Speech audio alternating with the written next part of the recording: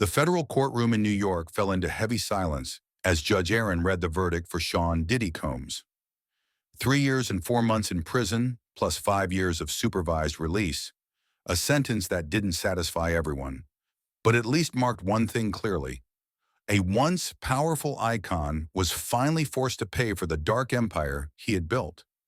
Judge Aaron didn't just read the sentence. He delivered what felt like both a condemnation and a moral reckoning. He thanked Cassie, Jane, and the other women who had the courage to come forward, calling them the real victims, and flatly rejected the defense's final argument that these acts were consensual.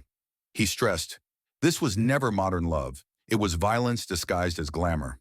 In his voice, one could hear not only sternness, but also sorrow. Sorrow that the law could only go so far. In contrast, the defense's tone bordered on tragic comedy. Brian Still, a seasoned lawyer, stood up and tried to weave a tale of a broken, pitiable Diddy, a poor childhood, friends murdered, a hard-working mother, addiction, PTSD.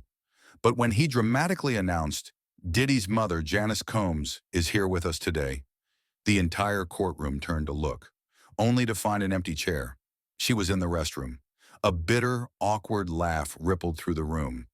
It was a theater, and bad theater at that, still pressed on, painting a picture of Diddy's supposed suffering in jail. Eating chips all day, sharing a cell with 25 inmates, once held at knife point. But he stayed clean, never touched drugs. The story sounded both pitiful and absurd, more like a tragic comedy than a legal argument. The failure here wasn't just Diddy's, the man who turned abuse into entertainment, but also his attorney's attempt to drown out the essence of the crime with pity, blurring compassion with truth. The breaking point came when Still quoted Cassie's testimony out loud. She enjoyed those freak-offs. They were moments of happiness for her. He said this, verbatim, in open court before the judge. That was the moment the sentence grew heavier. Judge Aaron immediately responded, even now you're still trying to redefine the truth. Cassie was a victim. Period. What was meant to save Diddy became his undoing. Arrogance disguised as advocacy. Then there was Gina Hahn, the blind knight in Diddy's fallen court.